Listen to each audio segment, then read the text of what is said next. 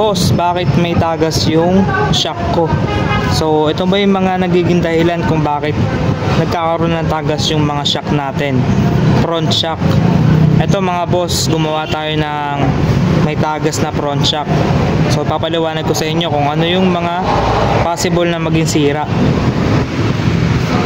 Ito talaga yung number 1 dito mga boss na nagiging cause kung bakit tumatagas yung mga shock natin, yung oil seal. Ang tawag nila dito is front shock oil seal. Yan. Pag sobrang tigas na yan mga boss, yan, nagkakaroon na rin siya ng leak. So tumatagas siya dito sa pinakabareta ng shock natin, then lumalabas dito yan. Pero hindi lahat mga boss ito ang nagiging cause. Kasi mga boss, minsan nagkakabit tayo ng bagong oil seal pero hindi natin chine-check yung bareta, meron pala siyang tama. So ano ba yung sinasabi kong meron tama? Kumbaga meron siyang gas-gas or sobrang lalim na.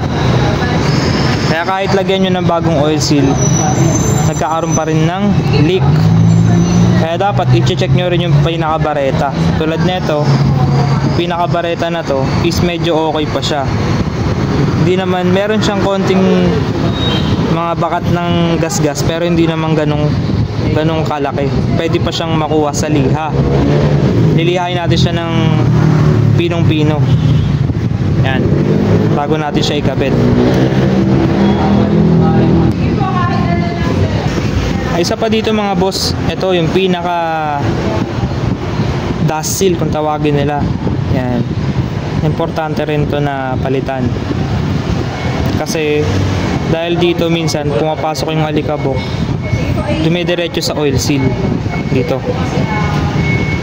So dito kasi una yan mga boss, yung alikabok dito una mapupunta.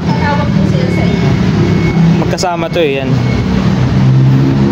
Yung akala kasi nung iba cover lang siya, pero malaki rin yung kanyang trabaho para hindi agad mag-leak. Ayan, dito yan eh. Dito yan mga boss, yan. Lalagay nyo siya dito. Yan. So mamaya lalagay natin yan. So dito mga boss, kapag nagpalit tayo ng oil seal, nililinis natin yung buong shock. Yan, yung assembly nya, yung spring, tapos ito. Yan mga boss, spring, nililinis natin yung loob ng pinakabareta nya. Saka ito, malinis din yan. Okay, so ito naman ngayon yung mga ipapalit natin na oil seal. Yan, pang XRM lang. Yan, YSK. Tapos syempre dapat meron tayong pork oil. Yan, so i-assemble muna natin yan. Alright mga boss amo, na-assemble na natin yung front shock. So yan, bago na po yung oil seal nyan. Tapos nalagyan ko na rin po siya ng pork oil.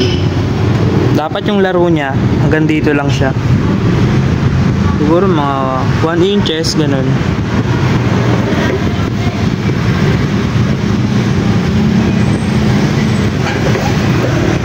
Yan mga boss amo, andito yung laro nya. Yan, okay na yan, goods na ako sa ganyang laro, ganyang play, para hindi masyadong matigas, hindi rin masyadong malambot yung shock natin. So i-assemble natin dito sa motor, then pakita ko sa inyo mamaya. So yan mga boss amo, tapos na po natin ikabit yung mga oil seal at in-assemble na rin po natin siya sa motor. So check po natin yung kanyang play, kung goods na goods yung play.